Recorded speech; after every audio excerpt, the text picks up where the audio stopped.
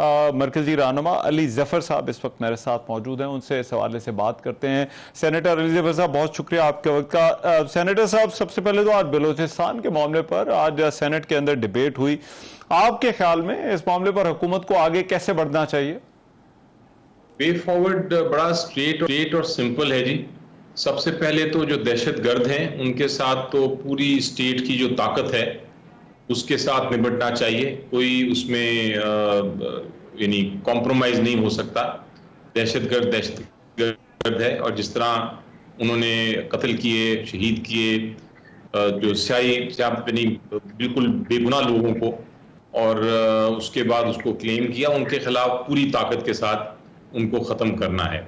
लेकिन जो हुकूमत जो गलती कर रही है मेरी नज़र में, वो ये है कि जो बलोच इश्यूज़ हैं, जो बलूचिस्तान के लोगों के असल इश्यूज़ हैं, जो जेन्युइन इश्यूज़ हैं, उसको इस सारे मामले के साथ एक तरह से वो मिक्स कर रहे हैं।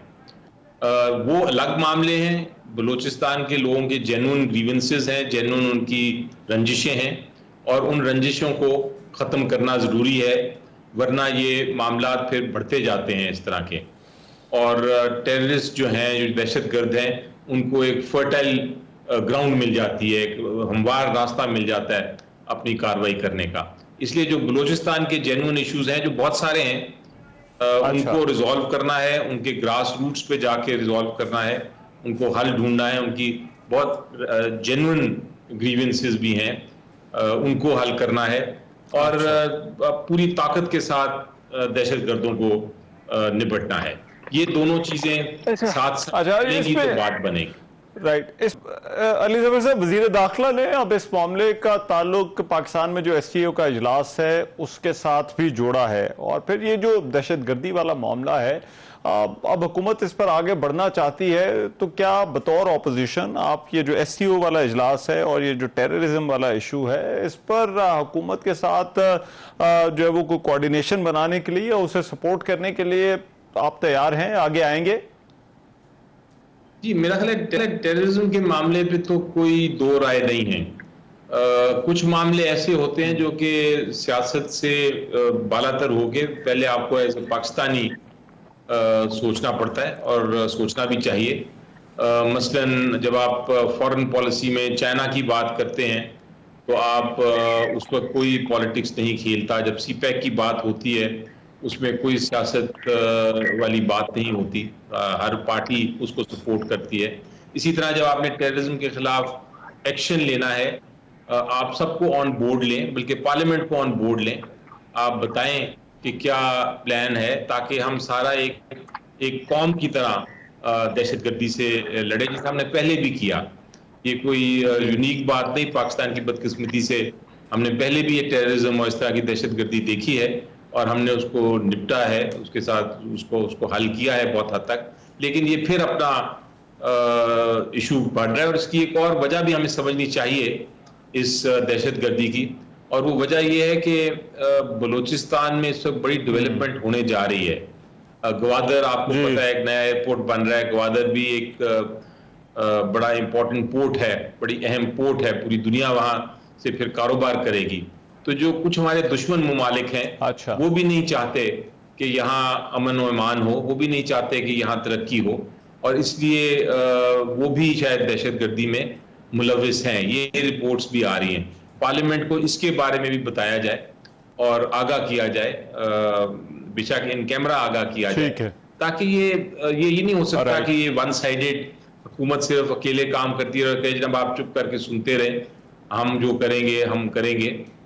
ये आपको ऑन बोर्ड लेना पड़ेगा, और हर पार्टी का ये जिम्मेदारी है कि जो ये किस्म के मामले हैं उसमें वो पाकिस्तान को नंबर 1 रखें, और पाकिस्तान का ख्याल रखते हुए इसके ऊपर वो इकट्ठे हो जाएं इस मामले पे, एंटी टेररिज्म। मैं अली साहब जरा कुछ मामला जो पार्टी से जुड़े हुए हैं, इमरान खान से जुड़े हुए हैं, आप क्योंकि उनके लीगल मामला भी देखते हो, उस हवाले से जानना चाहता हूँ। ये इमरान खान को जो जेल में सहूलियात वाला मामला है, इस पर आज अडयाला जेल की जो इंतजामिया है उसने तो तरदीद की है। उन्होंने कहा है कि हमने कोई सहूलियात वापस जो है वो नहीं ली, जबकि हुकूमत भी इनकारी है कि कोई सख्ती नहीं हो रही। तो फिर पीटीआई क्यों कहती है कि खान साहब के ऊपर वाकई आपको लगता है कि जेल में जरूरत से ज्यादा सख्ती की जा रही है? जी बिल्कुल, वो तो मैंने, क्योंकि मैं मिलता रहता हूं उनको हर हफ्ते में 2 या 3 बार, तो मुझे बिल्कुल मैं वाकिफ हूं कि क्या क्या हो रहा है। एक तो बड़ी वाज़ेह चीज़ है, उसकी मैंने पिटिशन भी फाइल की है 2 दिन पहले, कि आपको मिलने नहीं दिया जा रहा लोगों से, उनको फैमिली से नहीं मिलने दिया जा रहा। वकीला से, उनके खिलाफ 100 से ज़्यादा केसेस हैं, वकीला से मिलने नहीं दिया जा रहा। वो एक सियासी जमात के एक तरह से सरबराह हैं, बहुत सारी सियासी बातें करनी होती हैं, उनको सियासतदानों से नहीं मिलने दिया जा रहा, उनको अपने बच्चों से बात करने की इजाज़त नहीं मिल रही, उनको जो डेली ज़रूरियात की चीज़ें होती हैं वो 10-10 दिन लग जाते हैं, वो 10-10 दिन तक नहीं मिलती। वो किताबें पढ़ने के बड़े शौकीन हैं, किताबें पढ़ते हैं, अच्छा। उनको किताबें नहीं मुहैया की जा रही, वो किताबें 10-10 दिन पढ़ी रहती हैं। सो ये सारी मामलात हैं। बाकी चीज़ें तो अपनी जगह हैं, जो आपकी जो सेल की हालत है या जो बाकी चीज़ें हैं वो तो अपनी जगह है, लेकिन ये जो बेसिक चीज़ें हैं जिसमें किसी किस्म का किसी को नुकसान नहीं होना चाहिए, वो भी अब बंद कर दी गई हैं। मैं खुद जब मिलने गया था आखिरी बार, तो धूप में 3 घंटे तक बाहर इंतजार करना पड़ा था, और जब मिलने दिया तो सिर्फ 5-10 मिनट के लिए मिलने दिया। तो ये बड़ी एक अजीबोगरीब बात हुई है कि ये सख्तियां बजाय नरमी की तरफ जाने के ज्यादा हो गई हैं। और ये भी याद रखें कि वो कन्विक्टेड नहीं है, उनको किसी केस में सजा नहीं हुई, जो जिनमें सजा हुई थी वो या सजा मुअत्तल हो गई है या खत्म हो गई है, वो एक अंडर ट्रायल प्रिजनर है। ठीक है। तो अंडर ट्रायल प्रिजनर की राइट्स जो है, जो हुकूक है, वो और भी ज्यादा होते हैं। राइट, लेकिन इसमें ये बताइए, जो नेटवर्क की बात की जा रही है कि एक पूरा फैसिलिटेशन नेटवर्क था, लोगों को तब्दील किया गया है, वहां पर जो अफसर थे, जो नीचे लोग काम कर रहे थे, इन इल्जामात को आप किस तरह से देखते हैं हुकूमत की तरफ से जो लगाए जा रहे हैं? मेरा ख्याल है लॉजिक ये है कि जो मुझे परसों ही एक इंसिडेंट पता चला कि एक जो मिलने गए, उनको शायद जो एहलकार थे उन्होंने हंस के उनको ग्रीट कर लिया और कहा कि अंदर जाएं। तो ये भी एक डिसिप्लिनरी एक्शन उसके खिलाफ भी हो गया और उसको भी निकाल दिया गया।